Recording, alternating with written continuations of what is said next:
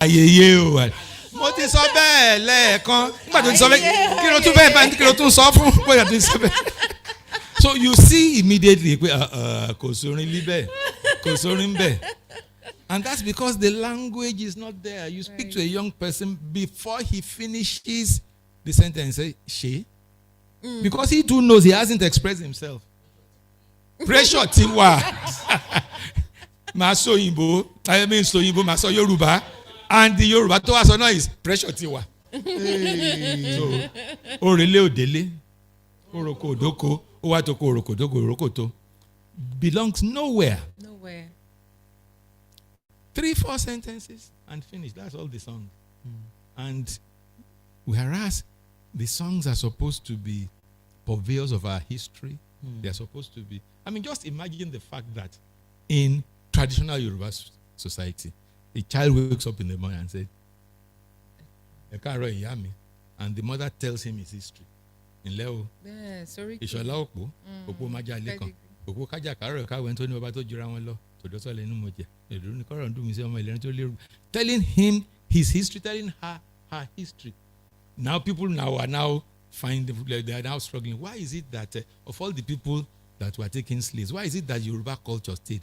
These people were told their history every morning, and they knew it, and they were able to project it to build a new life where they went.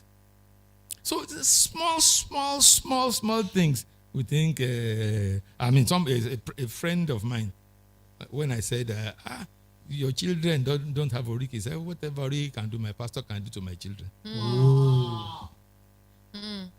So religion is another factor. So the pastor, your people are putting up on. Okay. We'll get to that in a minute. We'll just wrap it up now. Still on this AD, two things now. By the time I come to Ibadan, there's one type of Yoruba. By the time I get to Ondo State, there's one type of Yoruba again. By the time I get to Ijebu Ode, Ijebu Igbo, there are these types of Yoruba dialect. So how do we reconnect that? How do we reconcile that? I recall the first time I went to Ondo State, I could not hear what they were saying, and yet it was still Yoruba. So how do we reconcile that in terms of AD, connecting everyone together? We should not solve problems that don't exist. By the time I was in central London, they were speaking Cockney. When I got to Bishop Stortford, where my family lives, it's a different English. By the time I could get to Birmingham, I was moving up. They didn't put, they were pot. Pot this one here, pot this one there, rather than put. We are even arguing because if it's a Ghanaian now, we say it is not bet but bat. So that is the reality of language everywhere. It's the reality of language everywhere that there will be dialects, and beyond dialects, there will be idiolects of individuals speaking in different ways, such that a group starts speaking in a slightly different way, to the extent that if you go to Akapame, which is the westmost extremity of Yoruba in Togo, and go to Lokoja, which is the eastmost extremity of Yoruba, around the Niger-Benue confluence, you might find that understanding might be difficult.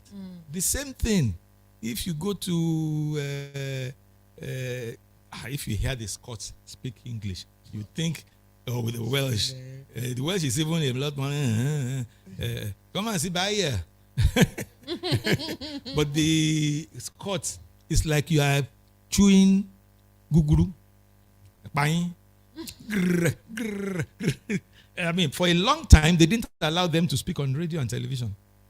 But recently, they brought them. There's valid. All accents are valid. All dialects. Okay. When I went to Scotland as a young person, they had jokes like, "It's a broch brech molech neck to neck." It's a broad, bright moonlight night to night. Wow. And that's still English. So that Ondo is different from Ekiti is not anything new. Even with the Igbos, why is different from some Igbos will say Miri, some people will say Mili. We go to Hausa. I mean, I have a friend who speaks fluent Hausa, and when we were doing, we were going around doing election job, I wanted to flaunt her. They said, Kananchi, that is speaking like Kano people. Wow. That's actually one of the excuses for this seeking reversal of instruction, native language instruction in schools, that there are too many dialects. Yeah. And in my mind, I'm You like, don't teach in let the dialects, you people- teach in language. in language. There's a difference between language and dialect. And even it is usually said that sometimes in situations of situations of conflicts like this, they say that a language is a dialect that has an army and a navy. Because once you have somebody fighting for this dialect, it becomes go and look at you don't need to be able to read it. Look at the Swedish Bible and look at the Finnish Bible.